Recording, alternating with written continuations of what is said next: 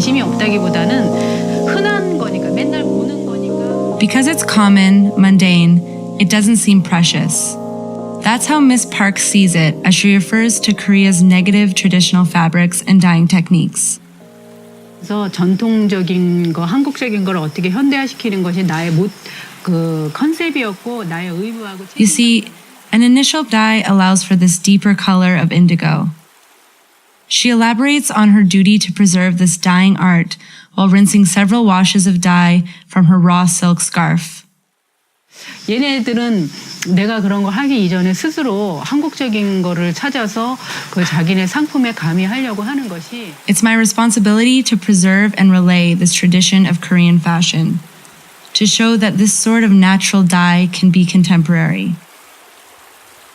There's a lot of history at stake here. Korean ancestral dyeing techniques date back to the 4th century and all the way through the mid-20th century. These used natural organic resources from plants and bark to even bugs. Today, though, it's hard to consider the idea of using traditional methods, especially when more technologically advanced ones have long taken their place. Where does this fit into modern Korean fashion? Or as it's commonly referred to, K-fashion? It's a landscape that features little tradition and focuses on trends. Of course, there's no hope of going all the way back. Korea's rich sartorial roots date back to 2333 BC. The transition to what you see now happened over a very short period of time, however, specifically at the turn of the 20th century. There were many efforts to industrialize Korea. Korea was like many nations who had a romantic view and aspirations towards a Western lifestyle. Senior editor of the Korea Times, Jung-hee Kwon, recalls the reaction of his grandmother as factories began mass-producing plastic in the 60s and 70s. 전부 원단에 관한, 이 원단, 직물에 관한 거에 종사를 했고. During the 60s and 70s, Korea was becoming heavily industrialized.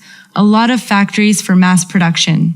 옛날 이름은 배옥의 시장이라고 알고 있어요. I remember when plastic first came out. Everyone thought it was so modern, so cool. My grandmother, she traded in all of her handmade ceramics for plastic. She thought they had become worthless compared to plastic. Quoted Jung-hee Kwon, senior editor of the Korea Times. This standardized aesthetic would similarly give birth to K-fashion. It's further perpetuated by Korea's advancements in digital technology. Fashion, technology, and not to mention music and entertainment make Korea Asia's current arbiter of cool. Every country in the region has been captivated by Korea's trendy cultural exports. It includes everything from Korean fried chicken, boy and girl bands, and makeup trends. This K can stand as a point of pride for a country that struggled and rightfully earned its place in modern culture. But it's also come at the cost to its traditional culture that is no less layered or rich. During a recent Seoul Fashion Week, Susanna Lau, aka Susie Bubble, described the market's derivative nature to the business of fashion. She noted the influence of vêtements already apparent throughout the main shows with the drip-down effect of designer Demna Gvasalia. International Vogue editor and acclaimed fashion critic Susan Menkes was similarly underwhelmed from previous visits. Nice, but not much more. Not much beyond surface interest, and not much to suggest an exceptional collection were among some of her comments. She summed up her observations by saying the shows had become lost in the bravado of presentation and K-pop idols. Sure enough, the K-pop industry and the youth culture around is energetic and innovative, but also extremely fast-paced. As we know, speed kills. K-fashion is where trends come to rise, peak, and die. With popular culture as the driver, everything lacks patience and long-term brand growth. On the flip side, however, domestic apparel manufacturing is nothing short of exceptional. A quick overview of Korea's fashion industry traces its history back to the late 1910s. It's during that period when Joseon Textile Corporation and Kangsung Textiles were founded. They pioneered the first domestic industry with large-scale production and a cost-effective workforce. By the 1960s, mass production corporations appeared and flourished.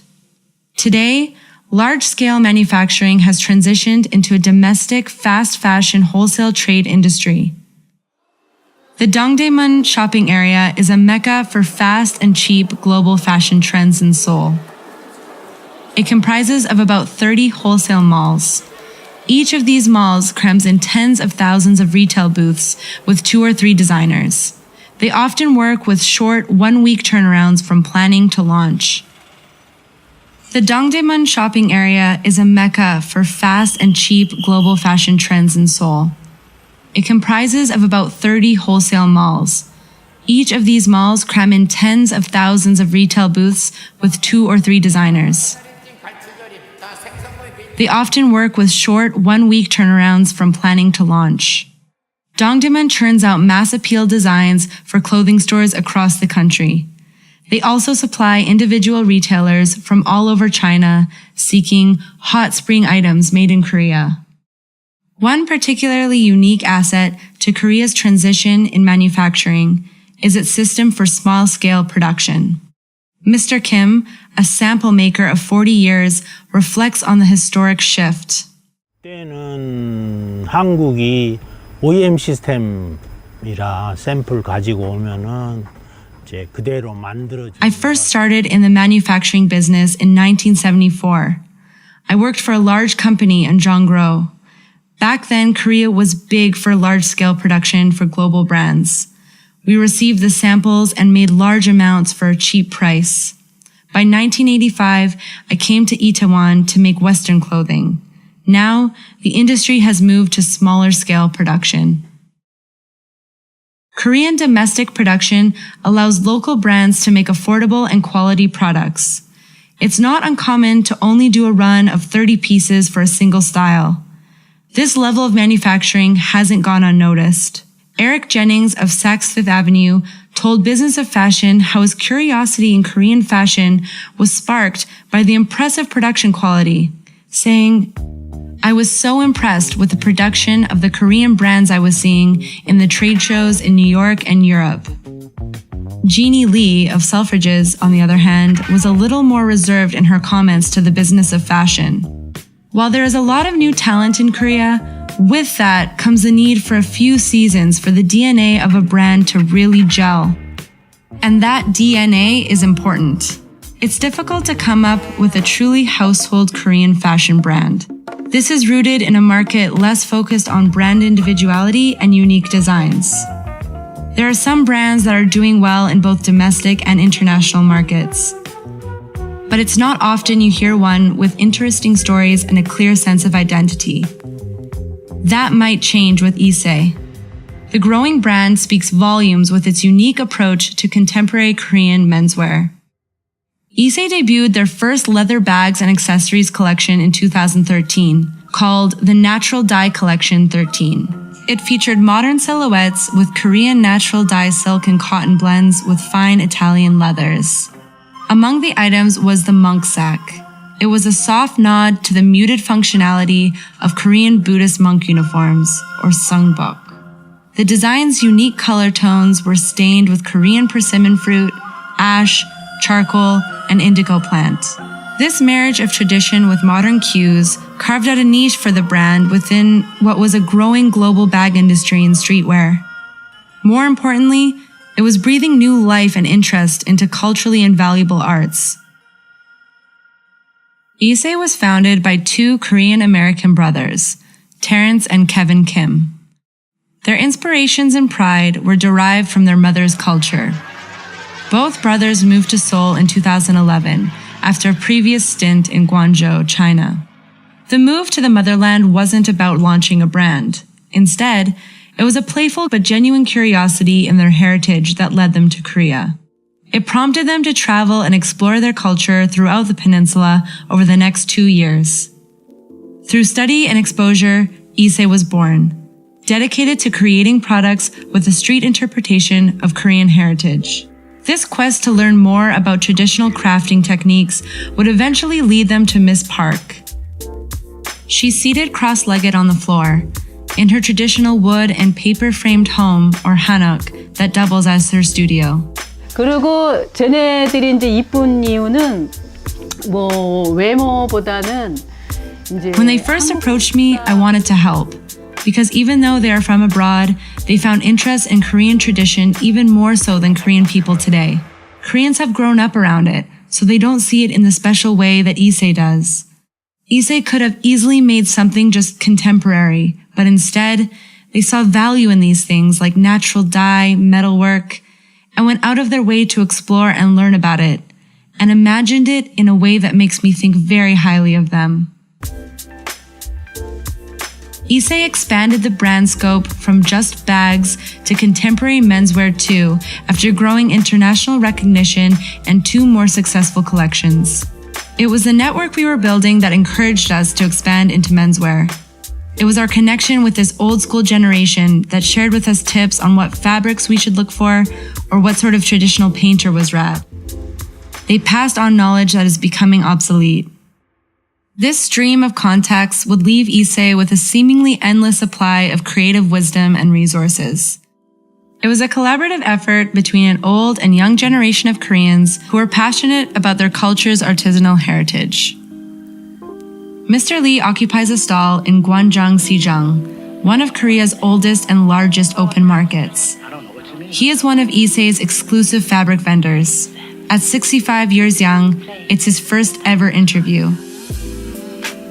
Soft-spoken, he explains the area's surrounding history.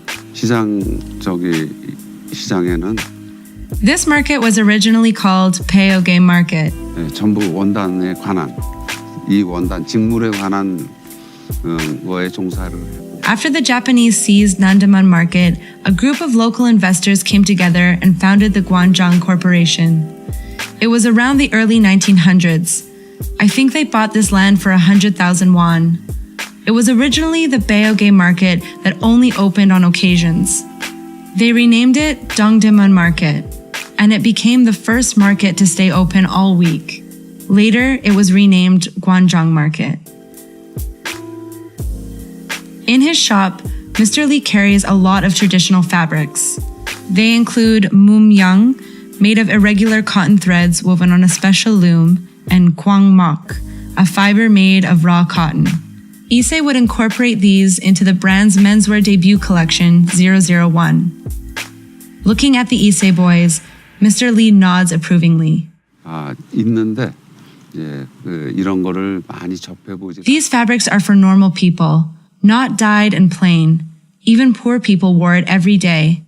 It's not special. It's been used for so long that it's just commonplace. With the mass production of synthetic fabrics, it's harder to see these fabrics worn every day. To see it like this, it's good. Very good. IISE is still in the opening chapters of its brand story. It's proudly weaving tradition and history into its pages. Their new interpretations of Korean craftsmanship respect and pay homage to its fashion's original cultural origins. Some might view IISE's success as solely for the next generation, but this renewed interest in Korea's sartorial past means shared cultural and financial victories.